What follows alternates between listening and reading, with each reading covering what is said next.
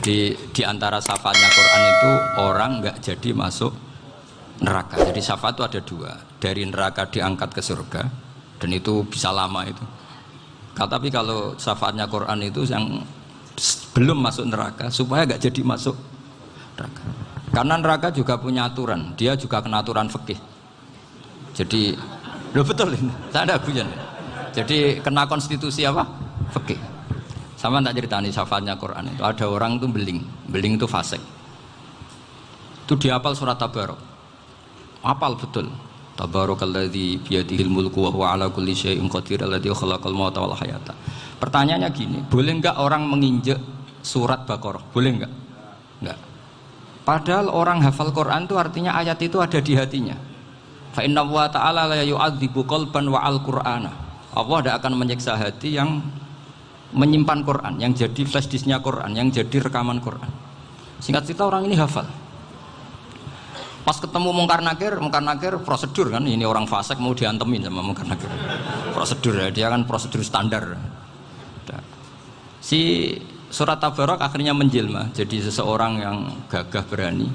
Kamu nggak boleh nyiksa orang ini. Saya ini kalamullah. Kalau kamu nyiksa dia berarti nyiksa saya. Kamu berani sama kalamullah. Wah ya tidak berani jadi Mungkar Nakir. Tapi orang itu nakal, harus saya gebukin.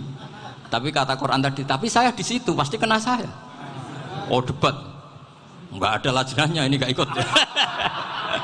Kalau Gus Wirjon ikut jadi lajnah. Kalau jadi lajnah pasti kroninan. Kalau santrinya dimenangkan nanti. Wah, akhirnya debat. Ya sudah kita ketemu Allah. Akhirnya Mungkar Nakir sama Quran tadi surat Tabarok datang sowan sama Allah.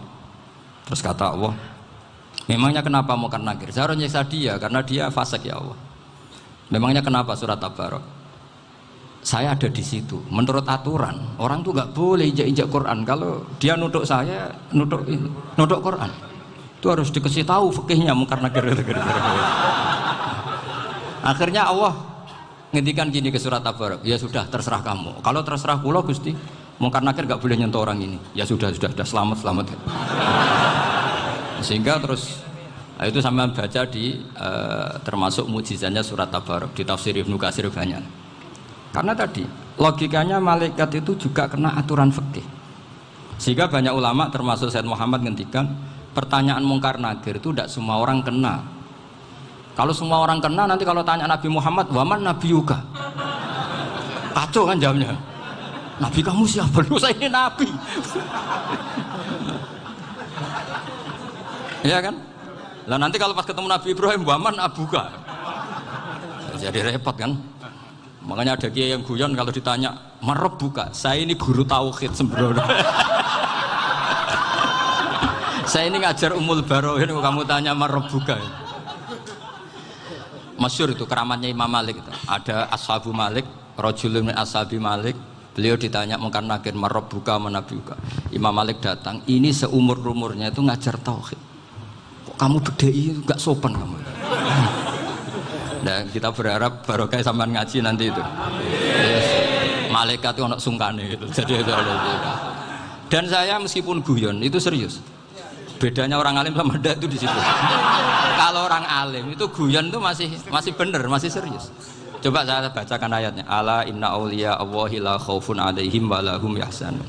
Terus lahumul busyra fil hayatid dunya fil akhirah. Artinya kalau Mungkar Nakir dengan penampilan garang gitu, berarti ada ketakutan apa enggak?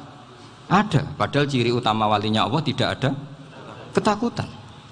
Makanya itu termasuk dalilnya Sayyid Muhammad. Tidak semua orang alami seperti itu karena wali-wali itu la khaufun alaihim wa lahum yahzanun. Wah anak kiai temu karena kerja buat tidur wedek. Iku dresege ora kok pertanyaan tok nak konan santri piye. Lho isen wis kiai dihanjuti Mungkar Nakir. Malu gak kira-kira? Mesti pelengani konan santri piye. Nak jawabannya gampang karena pernah ngajar tauhid. Makanya Sayyidina Ali ini cerita ini ada di kitab Nurul Dholam. Sama lihat di kitab Nurul Dholam karangannya Syekh Nawawi Banten. Itu Sayyidina Ali itu ya, andekan orang biasa mungkin ya agak-agak hasut, tapi ini wali gak boleh kamu katakan hasut.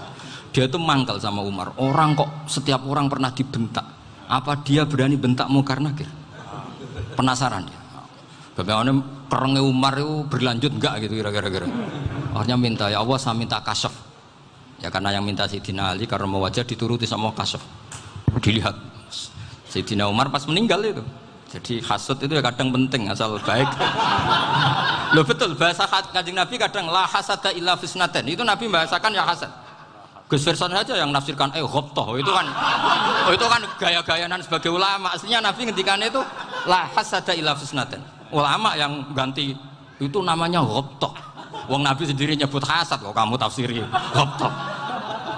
Ya hasad ya hasad. Udah enggak usah ditawil-tawil pokoknya gitu. Kalau sama nggak percaya nggak apa-apa. Kok gitu aja kok repot. Karena sama nggak percaya kemungkinannya dua. Satu nggak ngerti. Dua sama-sama alim kan dari awal kalau sama-sama alim kan laisa li alimin ayuqallida aliman akhor. Kita nggak perlu saling mengikuti. Ngapain hasud? Biasa aja.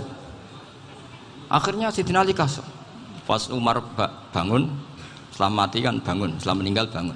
Munkar Nakir datang dengan perangai yang sangat garang. Itu digambarkan Sayyidina Ali matanya itu kal kidril ghali. Kayak apa? Kendil yang apa? Menganga. Wah, seru. Sayyidina Ali senang, paling takut ini Umar. Senangnya bukan main, wah ini mesti takut Umar. Biasa. Ternyata enggak, Umar malah bangkit. Woi, Munkar Nakir dia. Kamu tahu menghadapi siapa? Itu betul. Kamu itu menghadapi temannya ahabbal khalqi ilallah. Yang diandalkan temannya bukan dia. Kamu tahu yang kamu hadapi, saya ini teman kekasihnya Allah.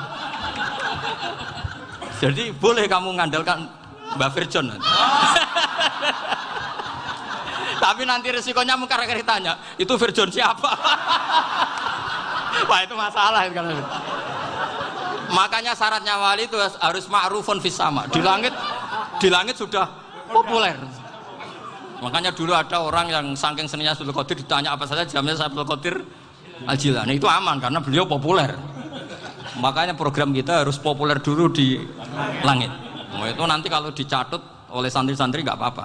Kalau nggak populer nanti ditanya itu siapa? Masalah ini. Umar itu yang dibanggakan itu, kamu tahu saya siapa? Ya enggak tahu, saya ini temannya kekasihnya Allah.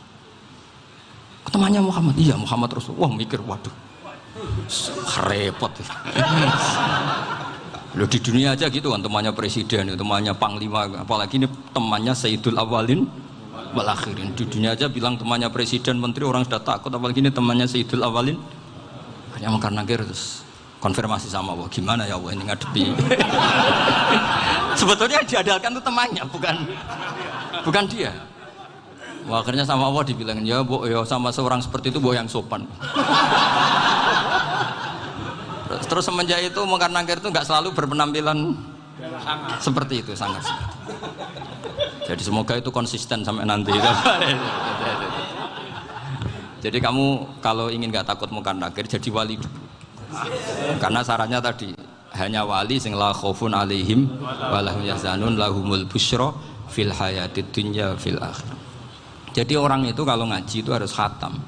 Jangan semuanya kena pertanyaan. Dan kalau semuanya kena pertanyaan nanti repot. Kalau Nabi Muhammad ditanya waman Nabi juga.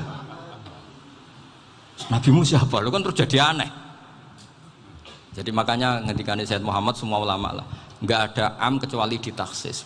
Kecuali sifatnya Allah, misalnya bikulli syai'in alim ya benar-benar bikulli syai'in alim. Tapi kalau am semuanya pasti ada taksis, meskipun dalam muhawarah muhadasah biasa. Misalnya contoh gampang, istri kamu baru seneng kamu, mas nak pengen apa-apa aku lapor aku, gak apa-apa mas, mesti aku seneng sama lapor. Iku dia aku pengen wayo. Wah langsung jadi apa wae. Mesti apa wae maksudnya kecuali itu gitu. Padahal kalau ngomong mas sampean ingin apa saja tak dukung. Sampean bilang pengen iku wayo. Kira-kira disetujui apa enggak? Sama seperti kita kalau punya teman akrab, wes nang omahku gak apa-apa, anggap aja omahmu dhewe. Terus mlebu-mlebu kamar. Jadi tidak ada am kecuali di taksis. Artinya kalau ada cerita bahwa orang mati pasti ngalami ditanya Munkar Nakir, itu pasti ada am yang di taksis. Itu pasti tidak dialami para anbiya, para ya, karena ciri utama wali itu la khaufun alaihim walahum yahzanun. Kemudian saya yang mau cerita ya supaya sampean bisa menghadapi dunia global ini, tak bawa tafsir Munir termasuk tadi. Kenapa orang Islam Rasulullah SAW itu lebih senang kalau yang menang itu orang Nasrani Romawi ketimbang yang menang itu orang Faris, dalam hal ini ateis. Karena orang ateis itu lebih ngeri. Sebetulnya beberapa penemuan sains terutama di ilmu medis itu orang Amerika, kayak cloning.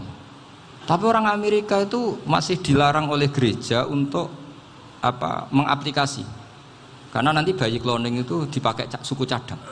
Di Amerika masih ditentang oleh fatwa-fatwa agama baik Islam maupun Kristen. Tapi di Cina itu dipraktekkan karena nggak ada halangan agama. Di Cina itu biasa ada kondom diolah lagi jadi alat-alat aksesoris. Di Amerika tidak ada karena masih ada agama, masih ada larangan. Sehingga orang Islam itu lebih takut kalau yang menang itu Persia, karena terus cara berpikir ternyata Tuhan itu udah ada, langit gak ada perannya. Jadi ketika yang menang Nasrani masih berpikir itu pertolongan Tuhan, meskipun mungkin cara mengatakan Tuhan beda dengan kita. Tapi ada satu kesamaan bahwa kekuatan samawi itu ada. Jadi disebut hulibatir rum fi adnal ardi wa hum mim ba'di ghalabihim saghlibun. Di sini diterangkan oleh Syekh Nawawi supaya kamu tidak salah paham. Sebetulnya kamu katakan misalnya wah itu paham liberal, sebenarnya saya tidak tersiksa. Cuma takut yang mengatakan seperti itu cek goblokir atau ngaji gitu. Itu aja masalah saya. Ini saya baca ini karangannya Syekh Nawawi karena tadi kata Mbah Firjon ngaji itu harus sama orang yang bersanad. Saya ini kalah sama beliau itu berkali-kali. Secara nasab saya harus manggil Mbah. Secara silsilah ilmu saya juga kalah lagi. Saya sering disewani sama cucu-cucu Syekhona Khalil. Kiai Siddiq itu termasuk murid dekat beliau Syekhona Khalil.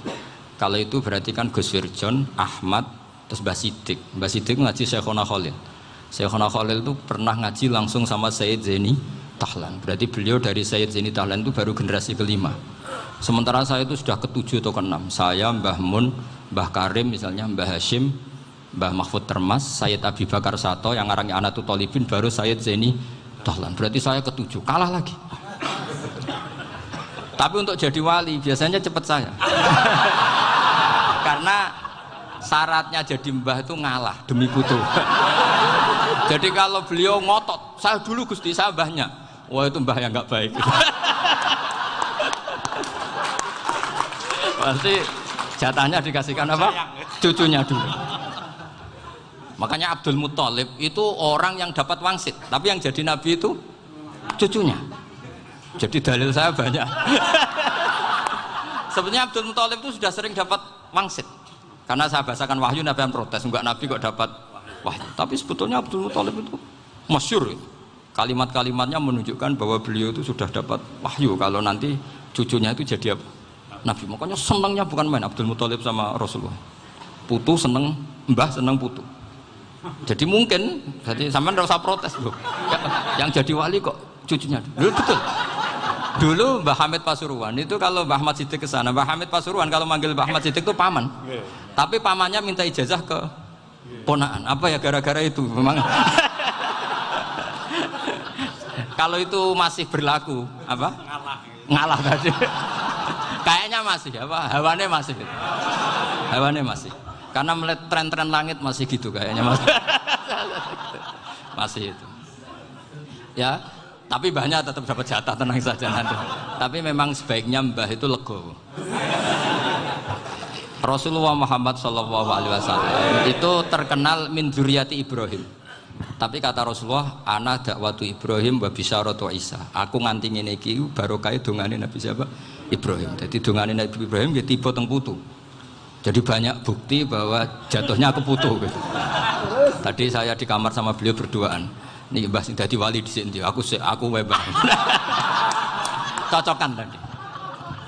Nah, kenapa saya akhir-akhir ini gulirkan daftar wali? Kenapa? Saya ini resah ya, orang sudah ingin dicintai pejabat, dicintai tetangga, dicintai teman. Tapi kadang-kadang orang lupa lagi dicintai apa? Makanya saya meskipun guyon, tapi ini amdan, bukan sahwan. Supaya orang punya cita-cita lagi jadi wali, ingin dicintai Allah. Kita ini terlalu lama ingin dicintai makhluk. Mbok ya naik kelas sedikit lah. ingin dicintai Allah Subhanahu wa Ta'ala. Meskipun saya guyon, tapi tadi guyon saya tuh lebih serius ketimbang serius Anda. Karena tak pikir. Saya tuh kalau pergi itu seneng ngebis, bukan karena saya tidak punya mobil, tapi saya sering mau butuh itu supaya nggak diganggu. Karena saya tuh harus punya waktu sendiri. Kalau ngebis kan ketemu orang nggak kenal, tapi sekarang ya agak susah, banyak yang kenal. Dan susahnya lagi nggak minta ijazah, minta foto. Aduh. Repot tuh. Mau dibenci itu umatnya Rasulullah Shallallahu Alaihi Wasallam. Mau disetujui itu sanatnya mana? Kalau ketemu orang alim minta apa? Foto. Itu nggak ada sanatnya. Nggak tahu saya itu mazhab dari mana itu.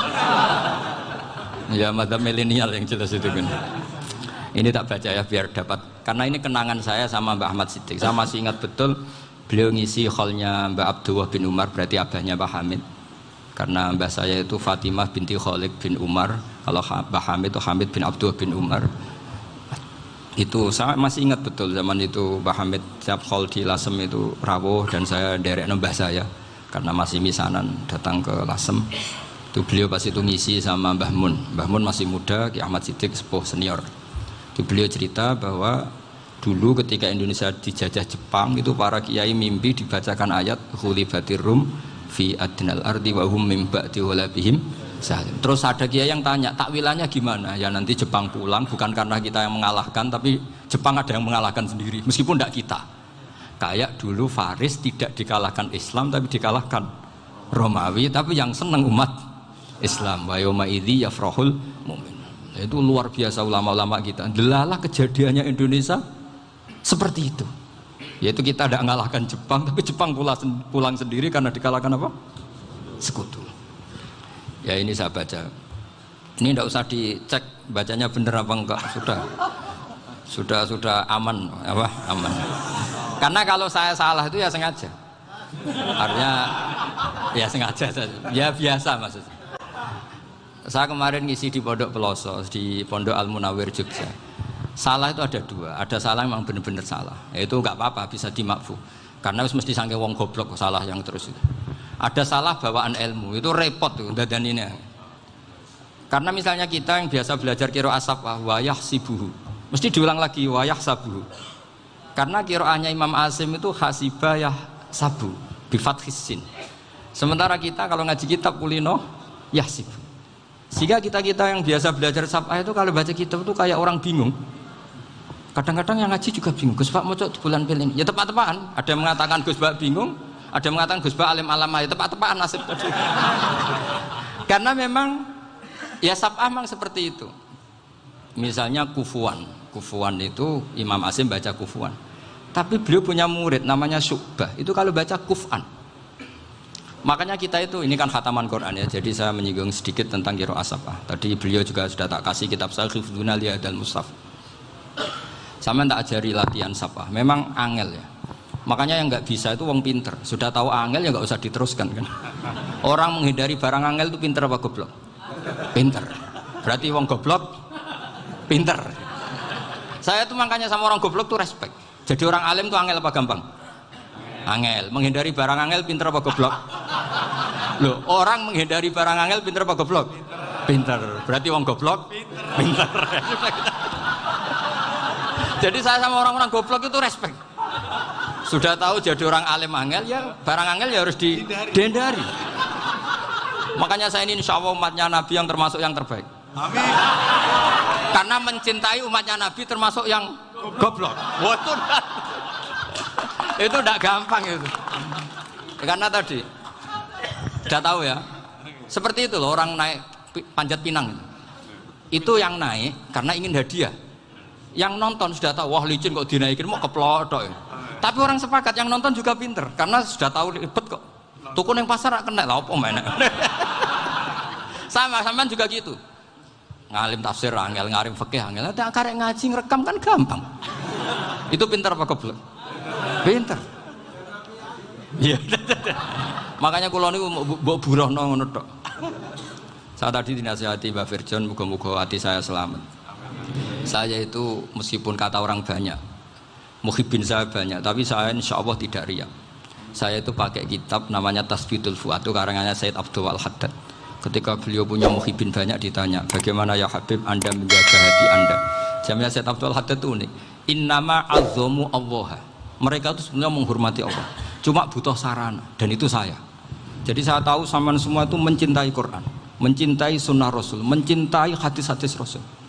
Cuma sampean kan karena nggak paham, terus manfaatkan saya. Jadi sebenarnya saya ini korban. Korban. Jadi saya mau riak gimana? Korban kok mau. Bangganya di mana tuh? Coba sampean misalnya ngaji tafsir, belajar sendiri kan susah. Terkibnya susah, maknanya susah, bahkan beli kitabnya kadang tidak kuat. Loh, untuk jadi alim tafsir itu kan harus beli kitab. Loh, saya sering belajar kitab itu jutaan. Tafsir Tobari, saya pernah beli kitab Fakhrur Razi itu berapa coba? 27 jilid. Karangannya Fakhrur, belum karangannya ulama modern, Imam Sya'rawi. Itu berapa jilid? Itu jutaan. Saya kemarin juga dihadiahi kitab Pak Quraish Shihab namanya Faidul Bari fi Syarhil Bukhari.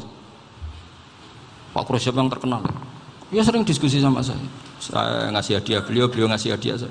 Oh itu harganya nggak kuat, tidak kuat, kadang di Indonesia nggak ada coba. Dan sama orang hebat menghindari kesulitan itu. Nah kesulitan itu, sebab ngaji ikut, kalau nggak paham dirukok rekamannya sudah gitu. Pinter mana sampean sama saya? Pinter sampean kan? Bikin sosis susah, beli aja kok repot kan. Nah, makanya nggak boleh orang bilang, wah aku goblok reso tafsir, aku wong pinter. Makanya nanti kalau saya ketemu Nabi tidak termasuk orang yang mentahkir orang Islam. Kafabil mari isman ayah kira akhahul muslim. Jadi cukup orang itu dosa kalau menyepelekan orang Islam. Termasuk darani sampean goblok itu dosa. Caranya nggak darani goblok ya tadi di logika tadi. Alim itu angel. Ngendari angel itu pinter. Berarti wong bodoh. Pintar ya sudah gitu. Tapi tetap bodoh. Tapi ini satu cara untuk saya respect gitu. Coba orang yang ngaji tafsir saya banyak, mungkin ribuan. Itu sebetulnya mencintai Quran. Karena Quran adalah kitab suci yang panduannya umat Islam. Sangat mencintai Quran. Terus kemudian mereka nggak paham. Terus mencari orang yang memahamkan. Burono lah cara jawabannya. Terus keren saya itu di mana coba? Lah terus mereka kurang ajarnya gini, kalau paham itu ya alhamdulillah paham. Kowe nak ngaji Gus Bae ngono tok. Tapi nek ora paham, ora nyalano akal ya. Mari Gus Bae nerangno cepet, mulane aku gak paham. Ora kok nyalano teke sing lelet. Oh itu kan masyaallah, naudzubillah tenan. Sebetulnya tingkat kurang ajarnya tinggi Gus sebenarnya. Jadi kalau nggak paham itu kadang nggak nyalahno uteke, kayak mau misalnya, mau mari mikir aja jelas. Padahal misalnya jelas orang mesti paham, bodoh. Paham? Jadi kata Said Abdul Haddad, innama azzamu Allah. Sebenarnya mereka itu sangat menghormati Allah. Makanya kita nggak perlu mengatakan wasilah itu kafir, nggak akan. Karena orang tawasul sama Rasulullah itu ingin dapat ridhonya Allah lewat orang yang dicintai Allah. Kita mencintai wali sebenarnya, wah itu kekasih Allah. Kita mencintai itu karena mencintai Allah. Sama seperti gini, kamu mencintai kangkung apa enggak? Sebenarnya sama sekali enggak. Tapi kamu ingin sehat, ada asupan gizi. Kamu ingin tubuh kamu sehat, butuh asupan gizi. Kemudian kamu makan kangkung. Apa terus kamu cinta kangkung? Kan enggak.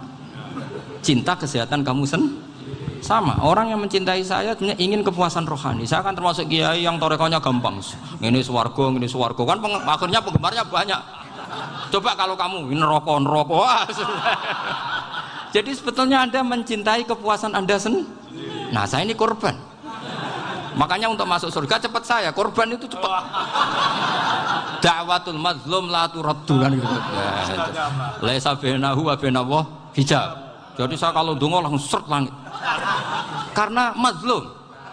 Saya sinau tafsir itu, Pak, sampean bayangkan ada tafsir itu sudah 27 jilid. Sing ngarang Fakhrur Razi itu bulatnya bukan main. Karena dia ahli filsafat. Bulatnya Masya Allah. Sudah gitu sinau Jalalain kadang dikomen oleh Sawi. Sudah kita percaya Jalalain boleh dibuli Sawi. Percaya Sawi dikandani, oh iku Maliki rasa ribet. Sudah gitu sinau Qurtubi, sinau tafsir Tobari itu susahnya. Belinya susah, belajarnya susah. Padahal saya punya keluarga, punya istri, punya anak. Bayangkan kalau istri saya rewel kayak istri sampean. Wah itu, tapi alhamdulillah enggak. Sama sekali enggak. Allah sudah milihkan, wah ini bahaya kalau punya istri rewel. Imam Sibawai itu kitabnya banyak, tapi yang terbukukan hanya kitab Sibawai. Karena beliau kalau sudah belajar lupa istri. Hanya pas beliau di pasar, kitabnya dibakar semua sama istrinya. Karena dianggap saingannya. Ternyata yang dicerai tidak kitabnya, malah istrinya. Itu Imam siapa? Sibawai. Tapi alhamdulillah kitab saya nggak terbakar, aman. Saya teruskan ya. Jadi untuk menjaga riya dilatih innama azzamu Allah. Sebenarnya mereka itu menghormati. Sehingga wasail-wasail itu sebenarnya nggak pernah jadi subjek pelaku utama, enggak. Tetap Allah. Sebab itu kata Sayyid Muhammad, kamu kok mengatakan wasilah itu kafir itu gimana? Ketika innallaha qad ba'atsa lakum taluta malika. Talut itu ya manusia. PD-nya itu apa? Inna ayata mulkihi ayyatiyakumut tabut fihi sakinatum mir rabbikum wa baqiyatum mimma taraka alu Musa wa alu Haruna tahmiluhul malaikah. Jadi beliau PD itu kalau bawa sunduk semacam peti sakti, sing di situ ada baqiyatum mimma taraka alu Musa wa alu Haruna tahmiluhul malaikah. Ya kayak semacam jimat. Tapi saya bukan mensyariatkan jimat enggak, karena nanti banyak penjual yang pembohong juga gitu loh. Cuma cerita, kamu tidak usah mengatakan kafir. Dulu Talut PD-nya kalau bawa sunduk semacam peti kesaktian yang di situ ada baqiyatum mimma taraka alu Musa wa alu Haruna tahmiluhul malaika. Sehingga Khalid bin Walid meskipun beliau sahabat dan menyaksikan wajah Rasulullah sallallahu alaihi wasallam, itu bawa sya'aratun min sya'aratihi Rasulullah sallallahu alaihi wasallam, bawa rambutnya Nabi. Perang kemana-mana itu diletakkan di pecinya. Nanti sama tanya lagi, masa pakai peci Khalid bin Walid ini? Wah panjang, sampai itu repot.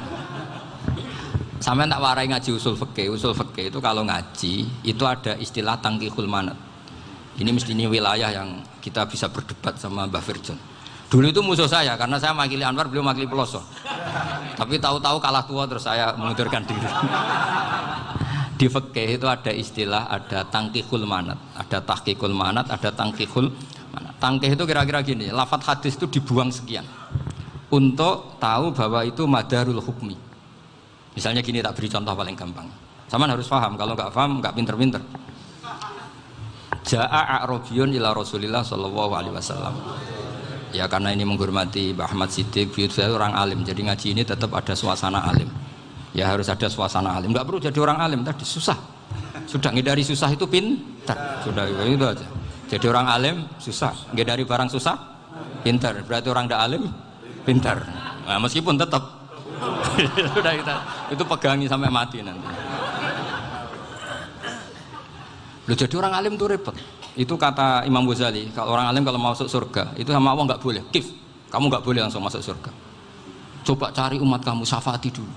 Nah, saya takut nyari sampean tidak bisa kembali. Saya tidak punya rencana itu. Pokoknya mau masuk. Golek sampean kuaduan.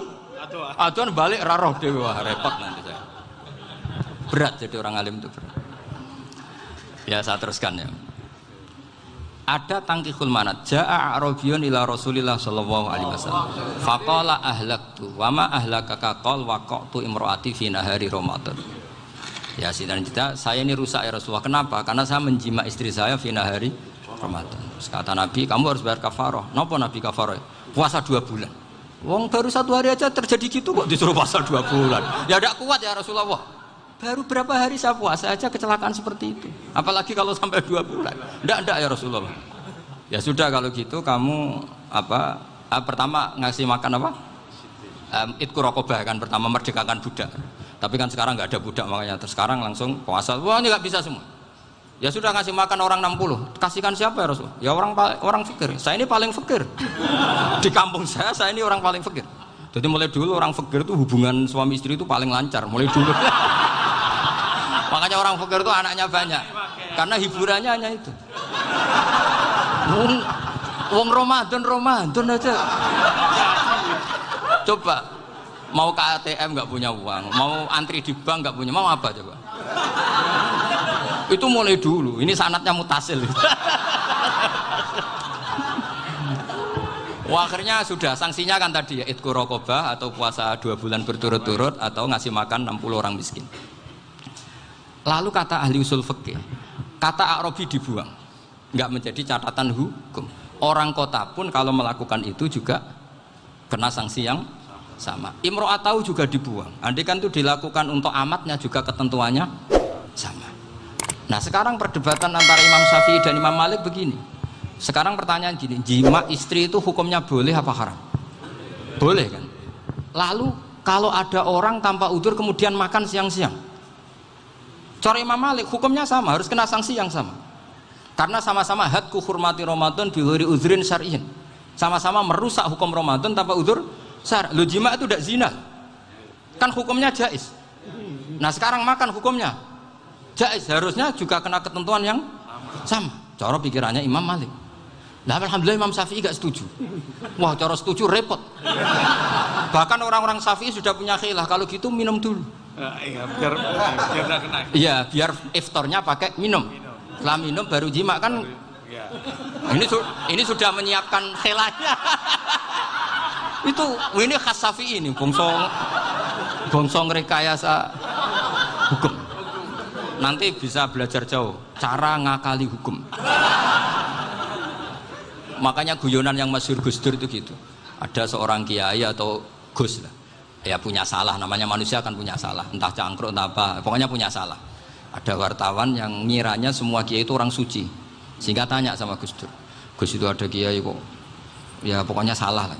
Tapi jangan bayangkan dosa besar, enggak, kecil-kecil aja. Itu gimana itu? Padahal kiai kan orang suci. Jawabnya Gus Dur lucu. Ya justru yang boleh salah itu para kiai. Kalau kamu nggak boleh. Loh, kok bisa Gus? Karena mereka tahu caranya tobat. Repot. Kalau kamu nggak tahu caranya. Sama pelanggaran hukum itu ya harus pakar-pakar hukum. Ya. Itu yang tahu caranya rekayasa. Kalau kamu ya kena pasal kan ya. Jadi kamu jangan niru saya ini punya sekian cara untuk nah, itu namanya khilah. Makanya kata Sayyid Muhammad, kamu tidak usah anti khilah, karena Abu Hanifah itu membolehkan khilah, kitabul khiyal. Yang penting kamu soleh dulu, setelah soleh nanti Allah maklumi. Soleh dulu, syaratnya soleh dulu. Kalau tidak soleh jangan. Contohnya gini, ada orang mau puasa lemes sekali, mau makan, gampang. Kalau langsung makan kan kayak hadku hormati Ramadan biwari udrin syar'iyyin. Aku langsung mau jembera sowan Mbah Firjon. Sudah status saya apa? Musafir. Ya sudah, berangkat aja sampai Tuban makan. Nanti kalau nggak jadi ya nggak apa-apa sudah. Kan mulai pergi sudah musafir. Saya tidak tahu nanti malaikat tertarik gebuki nggak tahu. Tapi itu ada khilahnya, asal soleh lah. Karena kata Sayyid Muhammad dan semua kitab mengatakan itu. Kalau sama nggak tahu ya kebablasan. Nabi Ayub, nabi yang terkenal Gudiken itu siapa? Ayub ya. Nah, itu yang Israiliyatnya kan seru lah. Gudiken dikukur bek kreweng itu terlalu lah kalau itu. Untuk kreweng konti ning Arab ora ono kreweng itu sudah masalah itu. Singkat cerita, Nabi Ayub ketika diasingkan kaumnya itu kan nggak punya sumber makanan. Lah orang lelaki itu mulai dulu egois. Istrinya Nabi Ayub itu cantik sekali, udah cantik, rambutnya bagus. Makanya kamu nggak usah tanya kenapa istrinya Kiai banyak yang cantik. Ya, warasatul anbiya, nggak boleh gitu. Kalau nggak cantik ya warasatul anbiya dari segi balak. Istrinya Nabi itu semuanya cantik. Nggak usah tanya sebabnya apa, pokoknya gitu, semuanya cantik. Singkat cerita, beberapa kali istrinya Nabi Ayub itu kerja demi bisa nafkahi Nabi siapa? Suatu saat itu tidak ada pekerjaan yang cukup untuk beli roti. Satu-satunya peluang dapat rezeki itu putrinya raja itu rambutnya berondoli. Terus ada sayembara siapa yang rambutnya bagus mau dibeli. Sampai rambutnya istrinya Nabi Ayub itu dijual. Nabi Ayub tersinggung karena itu mengurangi kecantikan. Jadi lelaki mulai dulu gitu. Udah nggak urun kalau istrinya nggak cantik itu komplain. Itu khasnya lelaki. Jadi kalau kamu gitu ada sanadnya juga, tenang saja ya. Komplain ya pegawaian itu. Saking mangkelnya Nabi Ayub terus ngendikan la adriban naki mi'ata sautin. Kamu akan saya pukuli dengan mi'ata sautin atau dengan 100 cambuan. Atau mi'ata dikhtin atau mi'ata apalah sesuai konteks zaman itu. Engko namuni pecut tuku konti kok ribet lagi. Singkat cerita akhirnya ketahuan bahwa istrinya menjual itu demi Nabi Ayub. Allah nggak ridho kalau kekasihnya yaitu istrinya Nabi Ayub wis perjuangan kayak gitu malah kena hukuman. Tapi Allah juga nggak ingin kekasihnya yang bernama Ayub melanggar sumpah. Padahal beliau sudah sumpah, wallahi demi Allah nanti tak pukul dengan 100 kali. 100 kali dengan lidi lah misalnya, contoh yang gampang tuh lidi. Akhirnya sama Allah dikasih satu solusi. Wa khud biyadika dighsan fadrib bihi wala tahnas. Ya sudah, lidi itu ikat jumlahnya 100. Terus pukul sekali saja. Anggap saja sudah 100. Iku pangeran sing wari ngakali ngono iku pangeran. Tapi syaratnya soleh. Syaratnya soleh. Jadi kalau kamu anti khilaf berarti anti ajarannya Allah di ayat itu. Wa khud biyadika dighsan fadrib bihi wala tahnas. Itu dulu ada, ini cerita di Ithaf, ini cerita terakhir, ini sudah, sama jangan nama sudah. Terus pengumuman tadi, yang nggak pernah sepuh ngutang saya itu haram tadi. Karena tadi saya punya kewajiban di rumah yang bisa menggugurkan ya kewajiban yang lebih besar. Lebih besar itu ya tadi, bisa pernah guru, pernah sepuh, yang jelas nggak umur. Umur sampean menangkap itu, tua-tua serepot itu. Ada raja itu ganteng kaya, senengannya nikah perawan cantik. Itu semua kampung mesti kenal. Mungkin digilir atau gimana pokoknya. Suatu saat ada pemuda suka sama perempuan yang di kampungnya, cantik sekali. Kemudian pemuda ini ternyata pekerja di kerajaan itu. Tiap hari ditanya, oh itu yang di kampung yang cantik siapa? Mau saya nikahin gini. Wah bahaya ini, saingannya raja. Jadi yang dibidik pemuda tadi itu saingannya. Si raja ini orang yang namanya raja kan gengsinya tinggi. Kaifatang kihuha wa qatra itu qad qabbalaha rajulun. Kok mbok nikah piye? Saya tuh pernah melihat dicium lelaki. Wah, gak mau. Gak gelem wis kadung ditambung lan waqat qabbalaha rajulun. Saya pernah melihat sendiri qabbalaha rajulun, dicium oleh lelaki. Wah, sudah gak minat raja langsung gak keren. Suatu saat pemuda tadi nikahi perempuan itu. Rajanya marah-marah, kamu lelaki gak punya harga diri gini. Gak punya selera, gak punya harga diri, sudah pernah dicium orang kok tetap dinikah.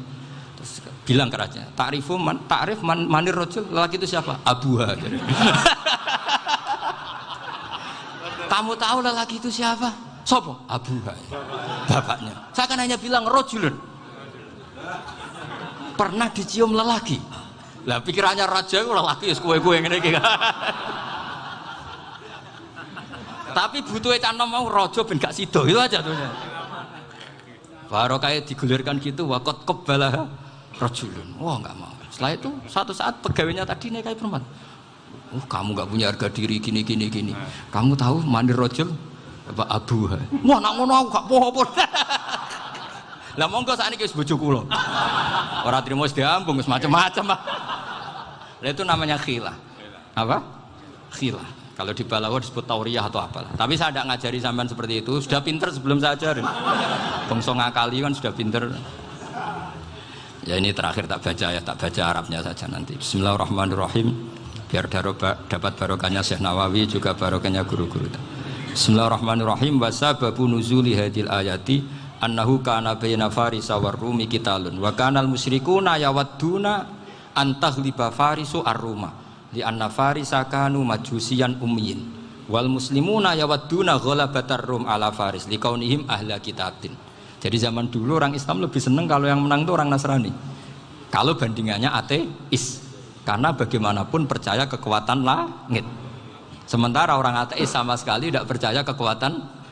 Apapun bedanya kita dengan Nasrani itu ada kesamaan, yaitu percaya adanya kekuatan langit. Sehingga ketika orang Romawi kalah itu orang Islam ikut susah. Paham ya? Makanya ini tak baca biar sampean enggak macam-macam pikirannya. Fab'atha Kisra saat terusnya, ya pokoknya seperti itu. Akhirnya Rasulullah SAW berdoa lebih seneng yang menang itu Rom karena ahli kitab. Artinya apa? Kemenangan ahli kitab adalah kemenangan makhluk atau hamba Allah yang mentautkan kekuatan kita di bumi dengan kekuatan langit. Makanya saya berharap selain kita ikhtiar medis, kita harus memperbanyak istighfar. Bagaimanapun semua itu dari Allah Subhanahu wa Ta'ala. Kita menghormati negara dengan ikhtiarnya, tapi saya mohon sekali kita juga istighfar, karena semua itu juga ditentukan oleh Allah, oleh langit. Ya, saya kira demikian. Assalamualaikum warahmatullahi wabarakatuh.